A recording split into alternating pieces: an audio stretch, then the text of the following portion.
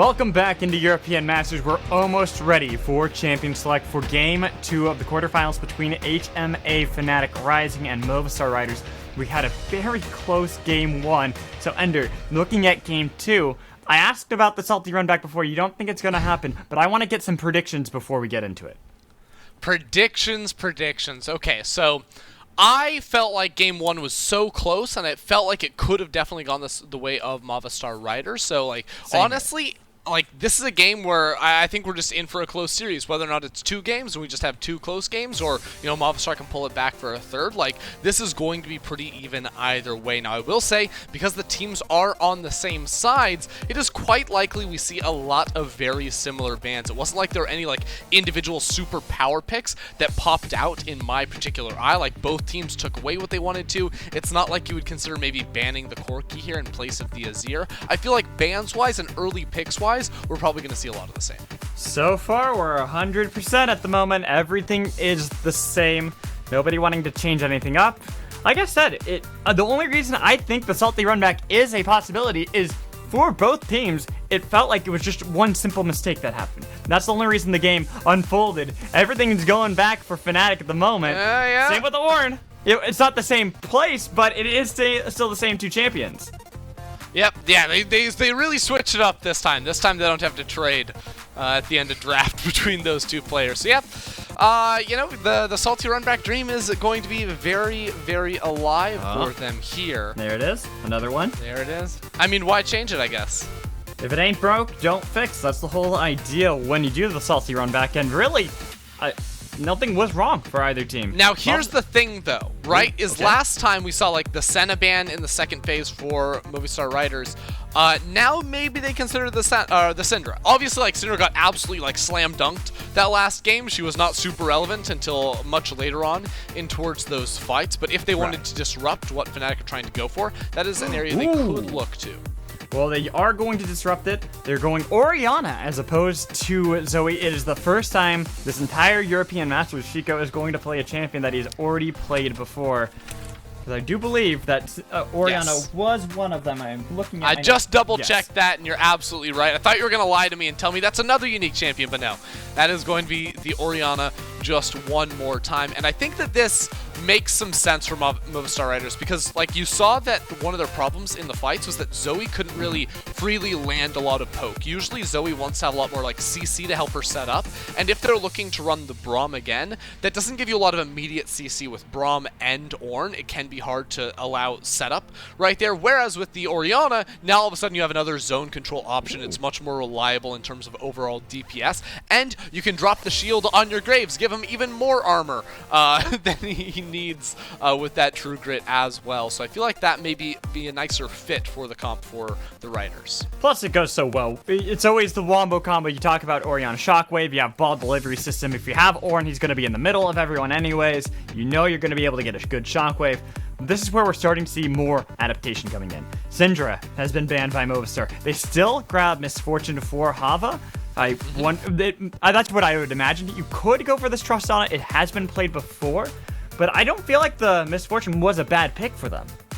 No, I don't think it was. One problem with the Misfortune was, like, it got canceled a couple times by the Trundle pillar, but I think that came down a little bit more to positioning.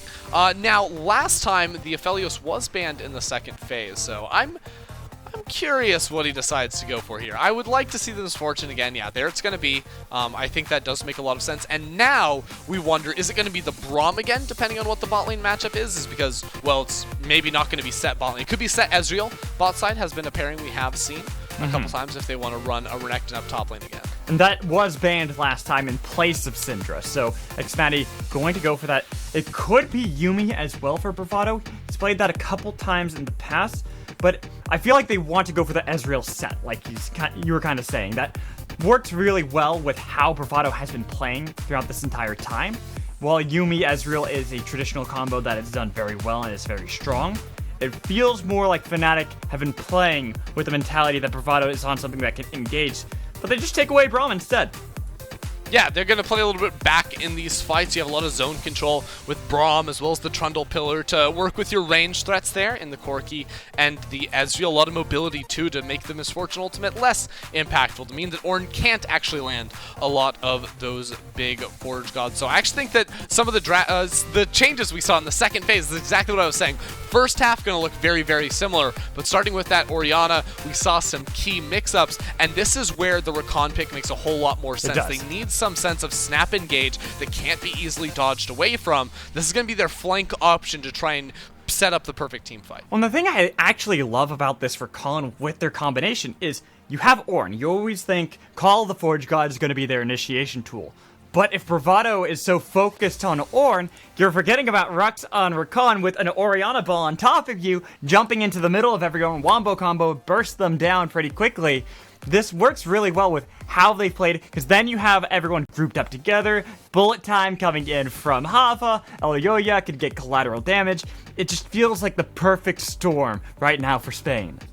Yeah, I will say the Riders have put together a pretty solid 5-man stack here, but I still am not sure that they have a great answer up into the Ezreal in particular. Last game against the Syndra was easy to pile up on him in the early stages of the game. Ezreal, it will not be the same story, and also the range threat, the mobility of an Ezreal in these later fights, it's going to require a lot more execution, higher execution here from Movistar to be able to find him out in these fights. Look at this play from Fnatic. We jump into game 2.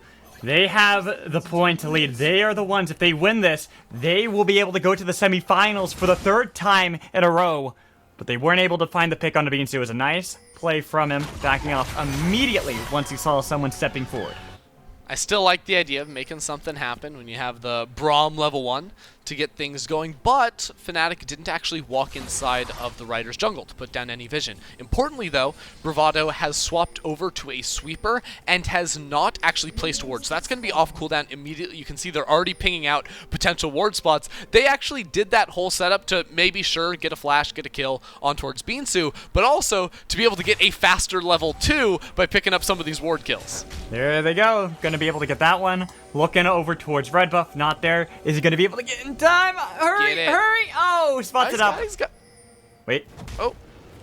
MagiFelix doesn't want to help him. That feels MagiFelix, bad, come man. On! You could have helped. You could have gotten the ward.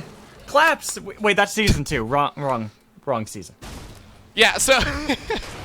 So here's the thing too about the ward kill is that ideally you get that, can walk into lane, get the push off, and then hit level 2 a minion faster. But JaVaaa and rhuckz were in bot lane first because it's not like they're leashing on the bottom half of the map, so they're going to have prio and should be ticking over first as well. Actually, it looks like they maybe tried to pull the wave a little bit, so not quite as shoved up as I thought it was going to be just based off of their position on the minimap. Looks like rhuckz maybe just walked in front of it to line them all up to get the focus fire going so this wave would crash in towards their side. It is going to be a Misfortune Ezreal lane. Misfortune generally has the advantage, going to be able to clear a little bit easier than xMatty, but having Braum on the other side does make it so JaVaaa still has to be very careful and very cognizant about positioning, never wanting to get caught out by the sacks up of concussive blows. I love how Dan is trying to juke the non-existent ward. It had already timed out, but he didn't know that, of course. I don't blame him. I don't blame the man for trying to walk around. You would have done the same thing. I was about to say, you would have done the exact same. Don't flame the guy. Like, he's trying to be a little bit too smart right there. It still works out, though, of course.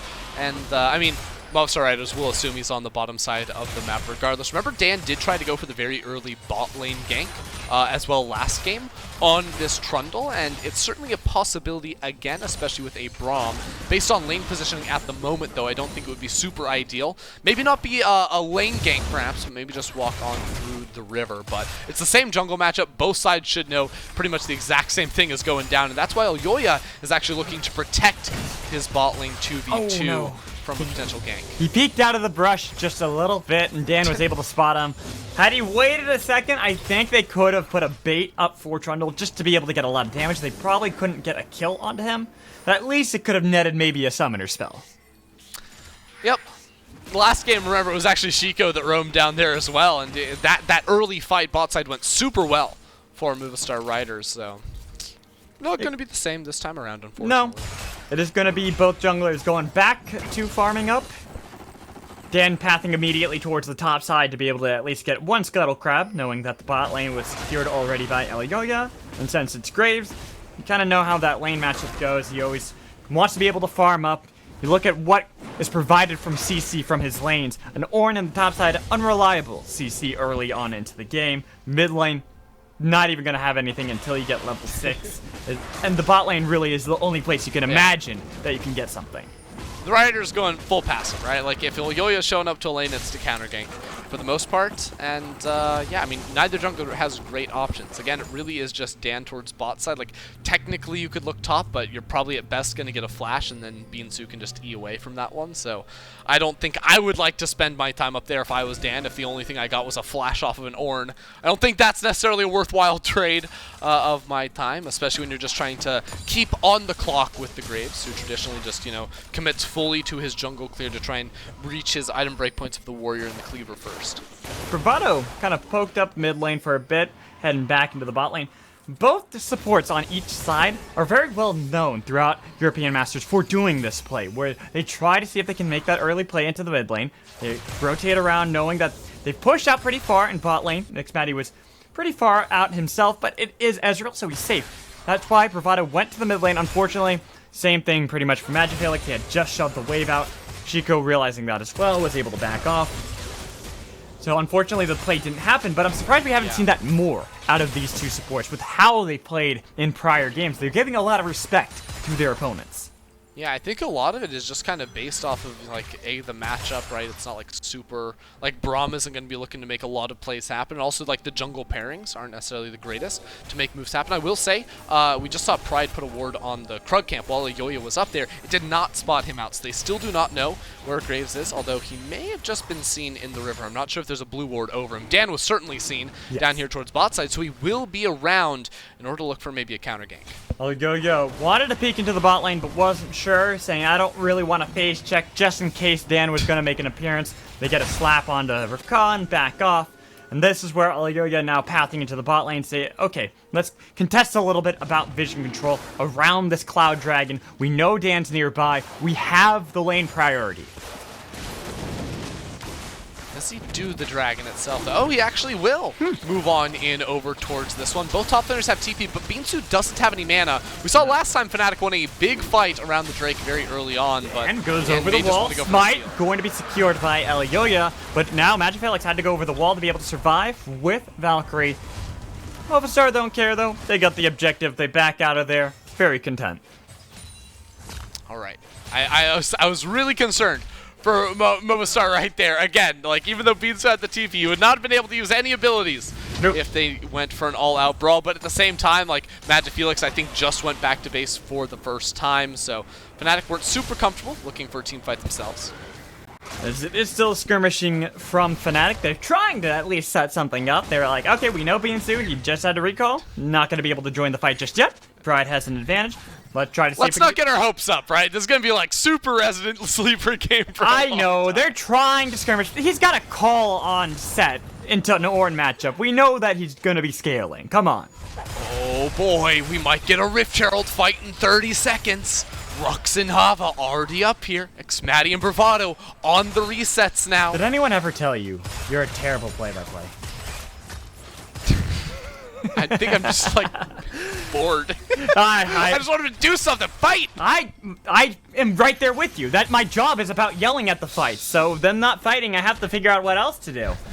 Dude, you're the one who knows the game on, like, tactics. I'm the one who... I'm a good yelly boy.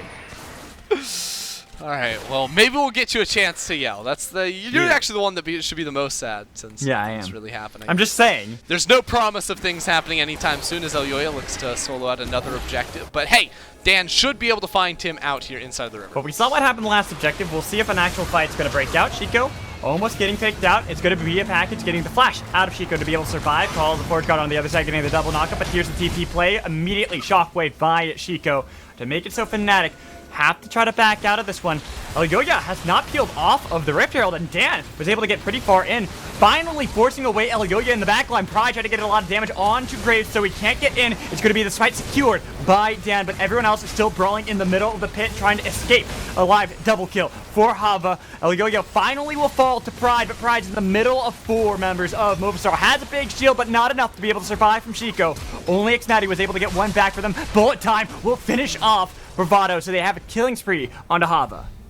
All right, we got the There we fights, go. and maybe going to be looking on towards xMatty, who has the flash and should be able to get out of this one. But still, a super strange fight as Matty. There you go. I was about to say, you're... Oh, no! Wow! He just did that to him. Wow, that is a play and a half. Big brain on that one. Xico just walked right back into the ultimate right there. But honestly, like, what is this fight? Because, like, Xico gets jumped on at the start. No, Eloya's like, hey, I'm just going to keep doing the Rift Herald right here. Both teams get super addicted to the Herald. Keep watching this one out here, too, because, again, it looks like now Fnatic, they have the collapse. Eloya needs to make his way out of this pit here, even though he can't get the smite down. But then Fnatic are like, what if we all jump on into the pit here with Dan and Bravado both hitting that? So there isn't Peel trying to keep MagiFelix on up here. Now they're stuck inside of the pit. It is Fnatic who gets themselves a Herald, but I feel like both teams need to like take a good look at themselves and say, hey, Rift Herald probably ain't worth like 5 kills going over. Right, 3 of them going on to Misfortune, and then xMatty getting 2, because we see this long drawn-out play. It's the big brain play where he baits in Xico. Let's see, 1, 2... No, but then 3, Xico, he sees the angle and he's like, what boom. if I walk into it? That's what I was waiting. It was 3 turret shots and then walked right into ult. He's molding. Oh, he's not happy at all. Not happy at all. But right now, it is going to be the Rift Herald. It is on Bravado. He wanted only to secure it for the team. They knew the fight was not going to be a clean one trying to get out of there.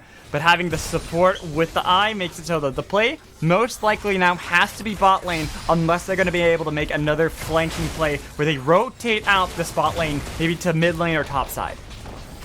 Yeah, you know, last game Fnatic did a really good job of just constantly ping-ponging between objectives, right? Where it's never 2 objectives on the map at the same time, right? It's Dragon, then Herald, Dragon, then Herald, Dragon, then Baron. And now they are back bot side for the Mountain. Now, there's no teleport on either top laner, so we're actually seeing Pride with a very early rotation towards the middle lane. But he's probably going to have to go back top side, which then gives beansu the opportunity to be the first one down through the river right here. And Movistar Riders will have the opportunity to be able to be first on the punch. Trying to see if they can make that play. beansu was spotted out by Pride walking down, so Fnatic know this play is about to happen. They can't really do anything. Pride had to eat that wave, so he didn't fall behind in experience to beansu, which means without a TP, they might have to forfeit this Mountain Dragon. Yeah, they're just giving it up, interestingly enough. Looks like, you know, if you actually just like check out the overall itemization here, JaVaaa doing a great job with 700 gold lead. Has the finished off Essence Reaver. So I don't think he went for the triple Dorian's Blade, which is why he was behind the curve even against a Syndra, who had died 4 times in the last game. So we'll have his items finished off before the Ezreal here. Ooh, beansu looking for the solo play on a Pride. Good shield to be able to keep Pride alive. But he's got to be a little bit more careful. Had to burn Flash to be able to get away from Ornn. You never want that to be happening No. on the old Sett matchup here. Now, he's got a whole lot of friends on the way, and beansu doesn't have an ulti, but he should just be able to clear away the wave and then be totally fine. But this is the play that I was wondering. Bravado, on the top side of the map, have the Swifties to be able to get there a little bit quicker. They're going to pop the eye so they can take as many turret plates in the top lane as possible. It is forcing the rest of Movistar to now have to go into the top lane. Eloya nearby, rhuckz right behind him. It's going to be only barely not getting that plate. Was that just one turret plate that they picked up? I think so.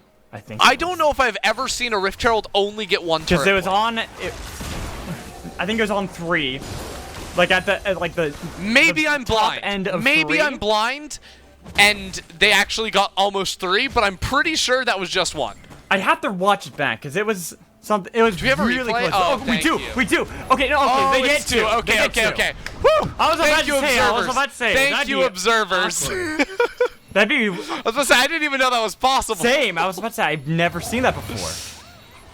All right. Well, we're saved. And a beautiful package through the river will... I don't lie know to where me. I was going with that. MagiFelix used that to get away from rhuckz purely. It was all about safety, not wanting to have to blow any other summoners. Probably was close to the cooldown anyways, so might as well just use it to get away. Now, plates are about to fall. Not going to be on it for very much longer, so not going to be able to get that extra bit of gold.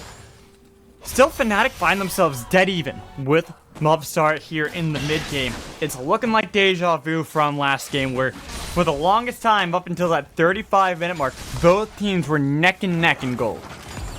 Yeah, and this one, again, I don't think it's super clear in terms of like overall scaling advantages. I want to favor Fnatic's side just a little bit, even up against the Ornn upgrades that beansu is going to be able to dish out, primarily because now not only do you have a Corki, but you also have an Ezreal who can play around the edges of their range on these fights very, very well, maintain a super slippery ability as well. And we saw in the last game too, the front line of Trundle plus Sett was like pretty hard for Movistar to get through, especially when JaVaaa isn't landing good ultimates. And we saw Eloya entering into fights a little bit late here. So if the fights play out similar to how they did in the last game, I think Fnatic have a lot to be happy with moving forward. And for Fnatic, they don't have nearly the pressure that Movistar have right now. Backs to the wall, they lose this game, they are out. They need to be able to win these upcoming fights. They're fighting around the Rift Herald, but it's going to be the engage coming in from rhuckz. Shockwave only onto one member. They do secure themselves a Rift Herald, but they try to re-engage. Bravado going to be the first casualty for Fnatic. Movistar, they strike back when they need to. Yeah, really good fight from them right there. Even though a lot of the ultimates didn't connect, it was mainly because of good dodges there from Fnatic and Movistar. They got what they came for in the long run there. They get themselves the Herald, they get themselves a kill as well. And because Fnatic decided to contest them on the Herald, it's not like they could trade for a turret on the other side of the map. So often, we see the second Herald, when teams don't contest, it just turns into a tower for tower trade at the end of the day, which ends up not really benefiting either team. But because Fnatic committed up topside, now they're going to lose so much off the back of that. Potentially one tower without the Herald and then another with it later on. Now look at this.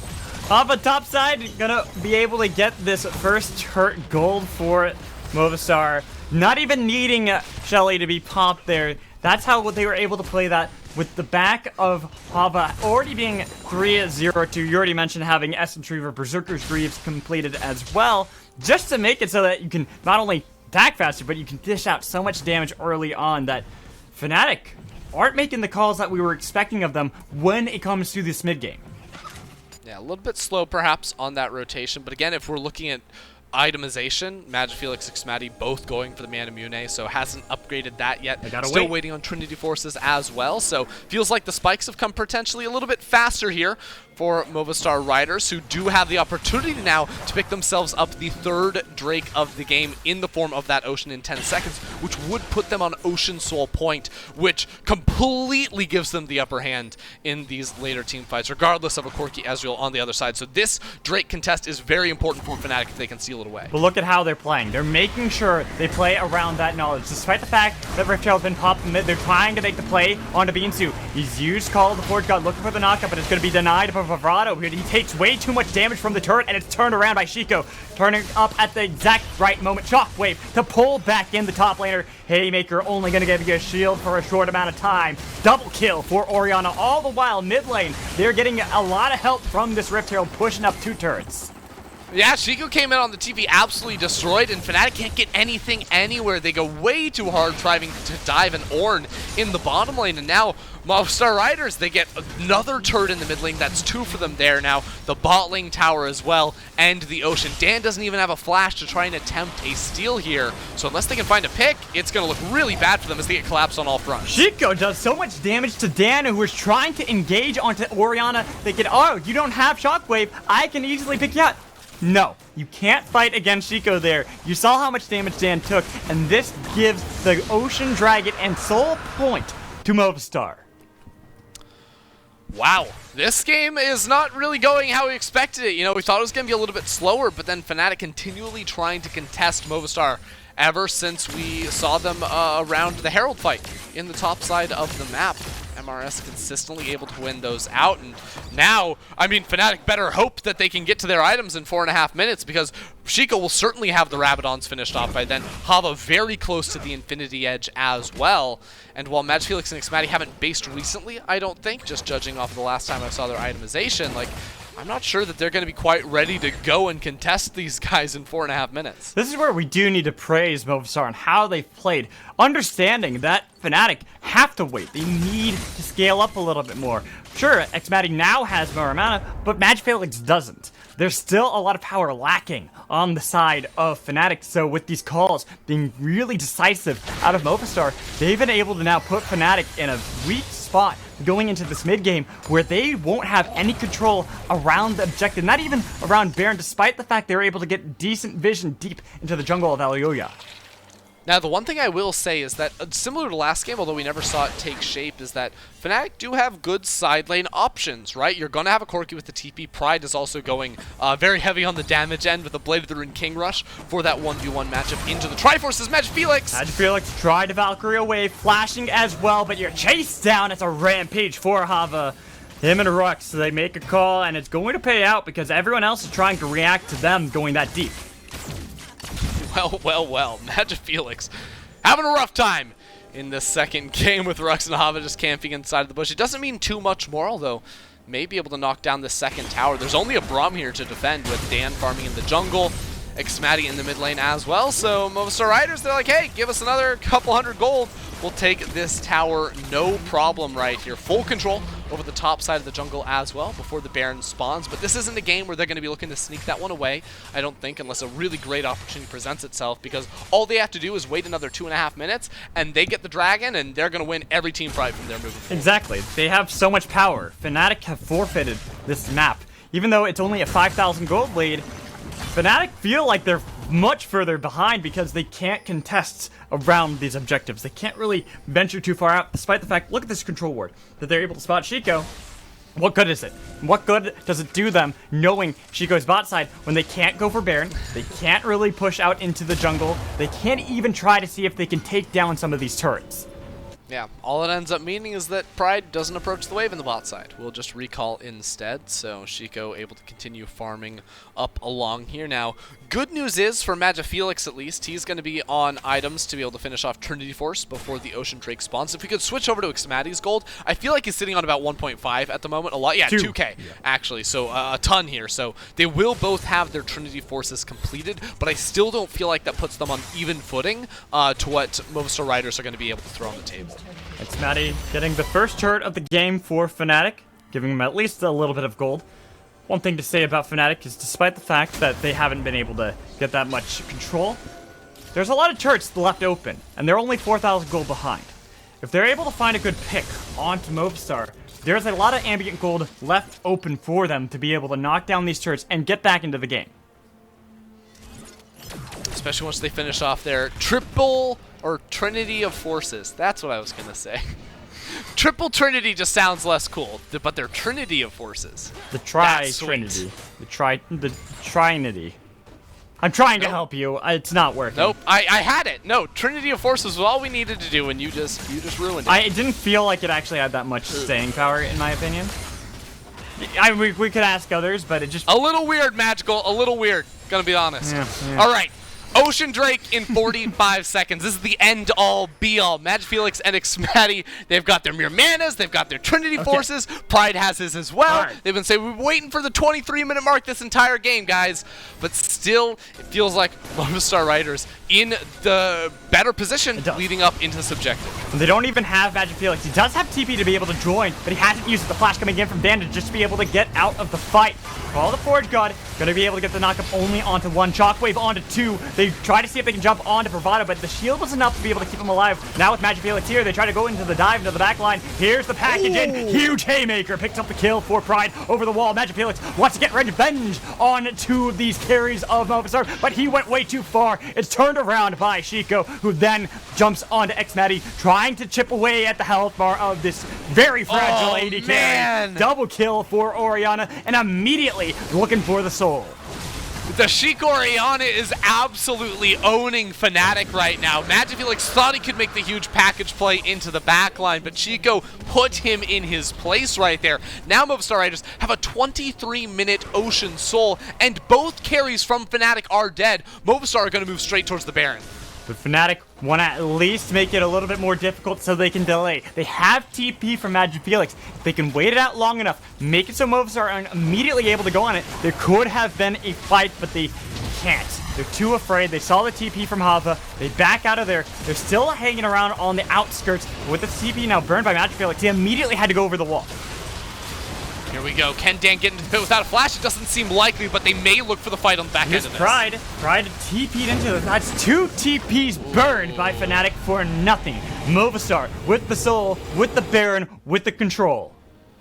I mean, by the time that the Baron was going down, Eloya, Xico, and JaVaaa all had their ultimates back up as well, so would have been able to easily wipe up the team fight. And it feels like this one, unfortunately for Fnatic fans out there, this one just looks over people. The Ocean Soul came in way too early. MagiFelix and xMatty not on the point where they could fight until far too late into the game. Now Xico has the upgraded Rabadon's death cap, so he's going to be sitting on an absurd amount of AP, only getting stronger by the minute with the Dark Seal picked up as well. Would not mind seeing that turned in to a Mejai's on the next base, if I'm being honest. Fnatic said we want to play the same game. We want to do exactly what happened last game. Rinse and repeat, it will work. Movistar said no. That is not happening. We are going to fight in this mid game. We have a little bit more power. Our team fight front to back is slightly better when the items aren't there for Fnatic. They punish them, and now that is why they have so much control here in this game. And it should be a relatively easy walk-in as well. There is wave clear as xMatty tries to use the ultimate to knock out the minions before they approach right here, but we're so early on in, yet Movistar Riders have taken out all the inner towers except for this bottom lane, so they still can look to make a play for those inhibitors. They're going to have a lot of time to work with here on the Baron. They're playing all 3 lanes, right? With Ornn topside, MF sitting in mid, rhuckz just playing roam between bot and mid at the moment to make sure that Fnatic don't find the engage. Because remember, Fnatic do not have a comp that can engage fights easily. It is very, very hard for them to do much of anything proactively. And they have a bunch of poke.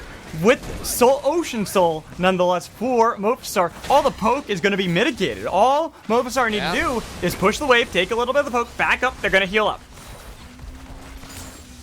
And what can you do with now 2 cannon minions in the bot side? Making quick work of this tower. They're trying to see if they can put up a defense. It's just not working out.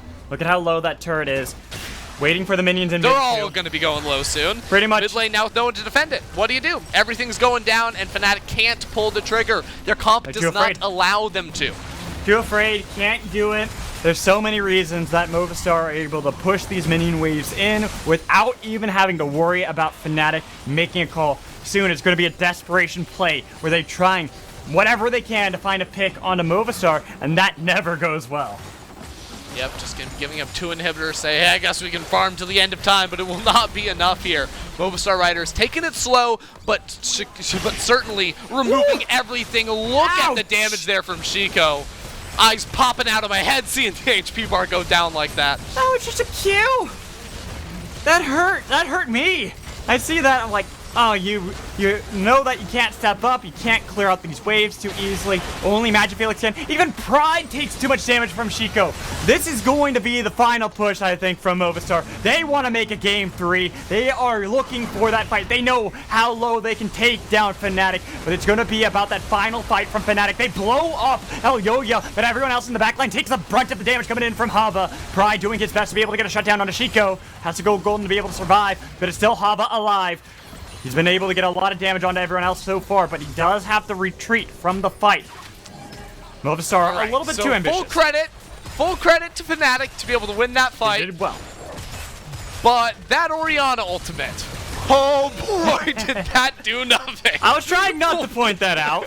We've got to point that out, because if they have Orianna ult plus Misfortune ult, the game ends right here. That Ori ult, no setup, no one was going to be able to follow up on that. Imagine if it was right here. The game is over. But Fnatic, they see that one go down, run straight on in there. Pride gets a huge haymaker as well to be able to turn a couple of kills in his team's favor. But feel like that could have been the closeout right there.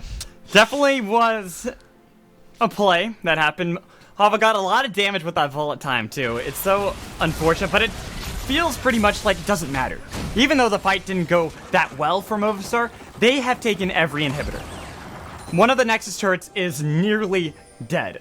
All they have to do is wait for this Elder Dragon to come up, take that. I think they push into the game. Fnatic, they have to do something desperate. If they can find a pick, I don't know if that's even possible. What if? What if? I tell you, they can land the 50-50 Smite Steal. That's their best bet, is Smite Steal into a team fight, and then you can hold on here, because otherwise you're going to be not only giving up the Elder Drake means you're going to be giving up the Baron, and you have no base to actually defend here. So, to me, I say this is where you draw the line. You try to turn it around. You try to turn it all around here with a good Smite from Dan, but if Movistar Riders play this properly, Fnatic will never get the chance. But look at this. 3 members of Fnatic pushed too far out. They have no vision, and it's going to be the collapse coming in from Movistar. With the shockwave, they blow up Dan. No longer having to worry about the Smite fight. MagiFelix immediately had to package a way to be able to get out of the fight, and Pride in the middle of everyone dies to Hava. Everyone else from Fnatic running for the hills. They don't want to die in the fight, but it's all looking like it's over. Even xMatty on the other side, he's not getting the damage that he needs to onto Xico. Everyone else is pouring in, waiting for the minions in the bot lane to be able to get close to these Nexus turrets, but they're going to be able to jump onto xMatty, get the damage coming in from Xico. One more Q lands. The autos from rhuckz. They take down the AD carry. No longer having to worry about him. It's all about taking down the Nexus, and Movistar strike back strong in this game. No longer waiting for the late game. They are here for the mid-game fights. They strike back, forcing us into a dead even heat. 1-on-1, only one game matters now. All right, here, Movistar with a very clean performance in game number 2 right there. Xico, in particular, barring one crucial ultimate inside of the base, played a phenomenal game there on the Orianna. Switching off the Zoe turned out to be a huge win for him and the rest of the team. And now, going into game 3, it feels like Movistar, after being so close in game 1, winning game 2 so convincingly, must have the upper hand. This is what I wanted to see coming in from Movistar. They changed up the strategies just slightly. It gave them enough of an edge in that early game. They were able to take that one. They never relented against Fnatic Rising, and that's why they are now tied 1-on-1. It's only one more game that matters, but we're going to toss it to a break, and then we'll break down that game further.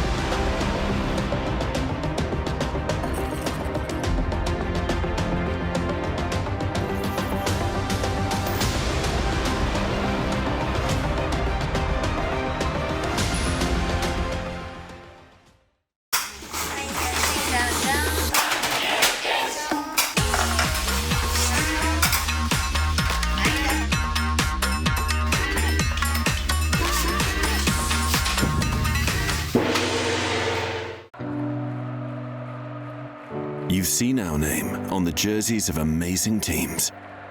Now, we are supporting one more. One that you don't see live on TV. But they are the best team in the world, and they are playing the toughest game.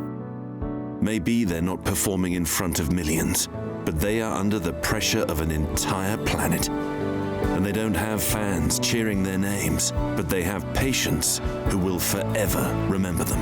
And they also need your help to win this game.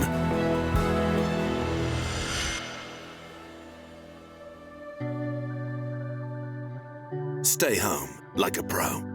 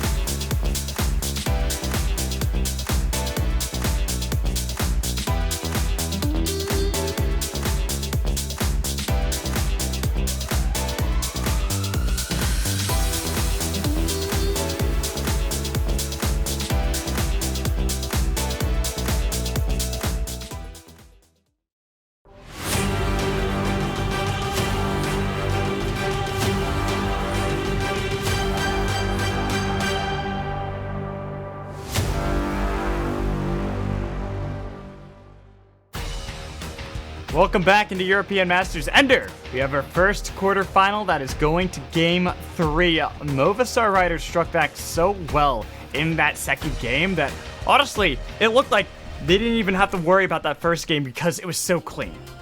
No, they played a really good match, and honestly, it looked a little sketchy for them right around in this moment, in this really drawn-out team fight. But you can see, even from the start, Xico was looking very, very good on this Orianna, but things got super scattered.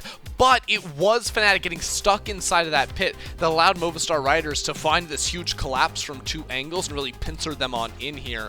And even when it looked somewhat close with Pride getting a lot of damage down there on the Haymaker, it was MRS out on top, and they carried that momentum into 3 dragons in a row, into some crucial team fights, and eventually the game. Not to mention, you get a misfortune 3 kills early on. That's gonna really help you out in this mid game. We can see this team fight right here, where they already have a decisive lead against Fnatic, and all it is them collapsing. MagiFelix thought he could go deep into the backline, but unfortunately you can't. Yeah, he tried so hard this game, because remember in game 1, this same play pretty much worked out for him really, really well. This time around, though, Xico flashes on him instead of the other way around, and he ends up falling. Xico, the QW spam, just ridiculous damage, and I don't even think xMatty could see the ball on the ground right there. He just got slapped right in the face again. Didn't realize also how much damage that Orianna was dealing early on, but that brings us to game 3. We look at how Fnatic were able to barely win game 1. It was close. It was a nail-biter back and forth between the 2 teams. But game 2, Movistar Riders looked clean. We have to ask ourselves, does Fnatic have what it takes to be able to take the game back? Now, having lost in a game where it only in the first 10 minutes did it look like they even had a semblance of control. Well, it's a little bit strange to me, because I feel like game 1, they didn't get punished where they should have been, and that meant eventually they were able to, claw away a victory, even after some early game stumbles. In this game, though, it became very apparent that they just didn't have playmaking tools anywhere. Right? Like, this Trundle cannot find ganks anywhere. He looked bot lane maybe once or twice, but those ganks are going to be very, very telegraphed. They don't really have lanes to play through either, so it becomes very difficult for them to make plays happen. And then, once they gave up the Baron, how do they ever initiate a team fight? I think they are missing a fundamental piece inside of their draft, and that is playmaking in the early game / initiation later on. And I don't know if that needs to come from the jungle position or the support position, because right now, it's just nowhere to be found. Well, and I think that's reflected best in how the poll is. We just had a poll open up on Twitch chat. Before, it had been heavily favoring Fnatic. Now it's nearly neck and neck. It was an 8-vote difference between the 2 teams. Movistar Riders, 52%. They barely edged out HMA Fnatic Rising, who had 48%. So we'll see if that's going to be true, if it's going to be that neck and neck game like we saw in game 1, or if it's going to be Movistar clapping back like they did in game 2. We'll find out, but we're going to toss it to a break and come back in a little bit.